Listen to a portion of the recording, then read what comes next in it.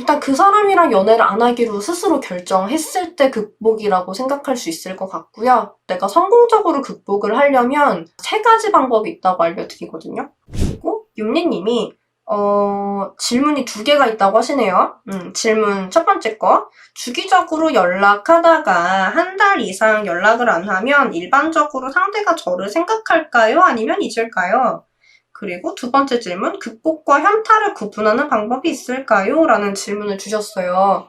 주기적으로 연락하다가 1달 이상 연락을 안 했을 때 일반적으로 만약에 그 사람 입장에서 나는 이 사람 없으면 안 될 것 같아, 많이 궁금한 사람이야 라고 생각을 하고 있었는데 연락이 안 오면 궁금하겠죠. 그런데 그게 아니라 뭐 있어도 그만 없어도 그만 너 없어도 돼 라는 생각이면은 안 궁금해지겠죠. 2번째 질문, 극복과 현타를 구분하는 방법.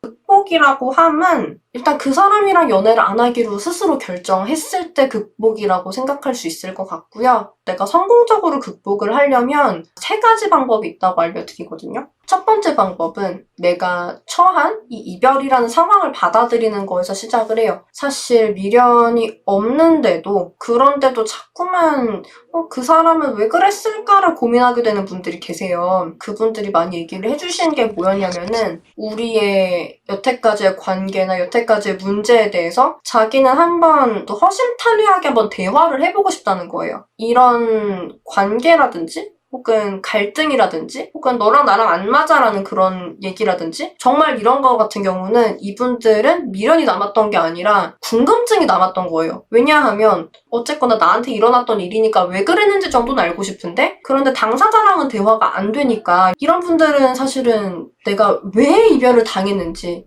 내가 앞으로는 이런 이별을 안 당하려면 어떻게 하면 되는지 이 정도만 알면 되게 속이 시원해지신다고 하시면서 극복이 자연스럽게 돼요. 어떻게 보면 이미 극복을 하셨는데 궁금증만 남은 거죠. 제가 극복을 하는 방법이 2가지가 더 있다고 말씀드렸잖아요. 나머지 하나는 제외를 하는 거예요.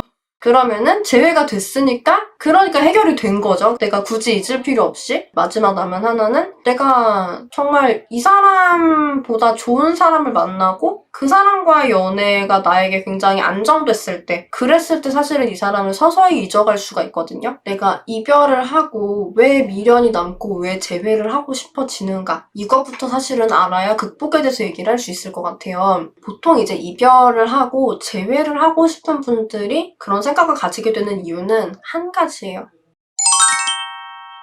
내가 이런 사람을 또 만날 수 있을까? 내가 이만한 사람을 다시 만날 수 있을까? 내 입장에서는 이 사람과의 뭔가가 굉장히 특별하고 그렇기 때문에 그 특별한 뭔가를 다른 사람이랑 또 할 수 있을까? 라는 생각이 들 수 있다는 거예요. 나한테 얼마 남지 않은 이 결혼까지의 기간 동안에 정말 이런 사람을 다시 만날 수 있을까? 라는 거에서 자신이 없어지는 경우. 그러면은 내가 이 사람을 잡지 않으면 후회를 할 것 같은 거죠. 그러니까 재회를 하고 싶어지게 되는데 그런데 이제 극복을 하게 되는 경우는 뭐냐면 만약에 내가 좋은 사람을 만났어요.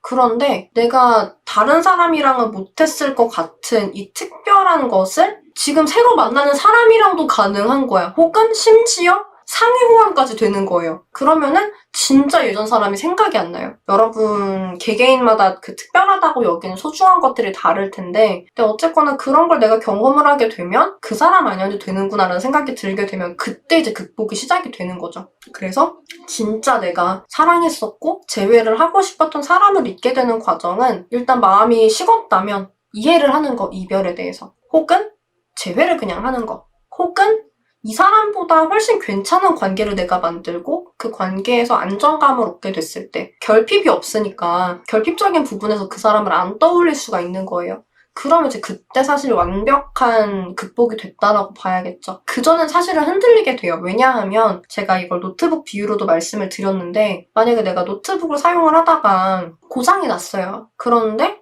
내가 노트북이 있었던 이유가 있겠죠. 얘를 가지고 뭔가 일을 했겠죠. 뭔가 업무나 뭐 이런 거에 썼을 건데 그런데 이 노트북이 고장이 나서 내가 못 쓰게 됐다고 하면 내가 새로 장만하지 않는 이상은 내가 노트북이 필요한 순간마다 이게 생각이 나겠죠. 아, 그 노트북 고장 났는데 샀어야 되는데 이런 생각이 날 거란 말이에요. 그런데 만약에 내가 정말 노트북이 고장 나고 나서 새로 샀어요. 근데 이게 기능이 오히려 훨씬 좋다든지 어쨌거나 내가 예전에 고장난 노트북이 생각이 안 날 정도로 괜찮아. 그러면 정말 예전 노트북에 대한 극복이 된 거죠. 근데 예를 들어서 내가 그 새로 산 노트북이 예전 거보다 지금 내가 쓰려는 업무에 있어서는 좀 좋지가 않은 거예요. 그럼 자꾸 생각이 나는 거야. 아, 그거 고쳤어야 되는데. 그거 왜 안 고쳐지지? 그러면서 자꾸 생각이 나는 거죠. 그래서 우리가 연애라는 게 사실 하는 이유가 있잖아요. 뭐 예를 들어서 내가 정말 뭐 축하받고 싶을 때, 혹은 내가 너무 힘들 때, 이런 대화가 잘 통하는 사람이 필요할 때, 외로울 때, 그럴 때 사실은 우리가 연애를 하고 싶다는 생각을 하는데, 그런 순간에 사실 이런 존재가 부재한다면 내가 예전에 만족했었던 그 사람을 떠올릴 수밖에 없는 거예요. 그래서 그런 필요한 순간마다는 생각이 날 수도 있어요. 그런데 이게 반드시 그 사람을 내가 못 잊어서라기보다는 정말 연애가 필요한 순간이었기 때문이라고 생각을 해요. 그래서 그런 순간들을 내가 자꾸만 현타가 올 수 있기 때문에 그래서 이별을 하고 극복을 하기로 했다면 빠르게 좋은 사람 만나기 위해서 이상형 제안을 해보시든 하시라고 말씀을 드리는 거예요. 아, 그리고 현타를 구분하는 방법. 사실 그렇게 구분할 필요는 없는 것 같아요. 극복은 정말 내가 너를 정리할 수 있으면 극복인 건데, 현타는 내가 노력을 하고 있는데 이 노력이 별로 의미가 없을 것 같을 때 좀 오는 게 현타라고 생각을 하거든요. 현타가 반복이 되다 보면 극복을 할 수도 있는 거고. 그럴 것 같아요. 네, 여기까지. 네, 오늘은 여기서 마치는 게 좋을 것 같아요. 여러분 오늘 영상이 좀 많이 도움이 됐다고 하시면은 구독과 좋아요, 알람 설정을 잊지 말아주시고요. 네, 오늘은 여기까지로 마치겠습니다. 여러분들의 행복한 연애와 결혼 생활을 진심으로 응원드리겠습니다. 안녕.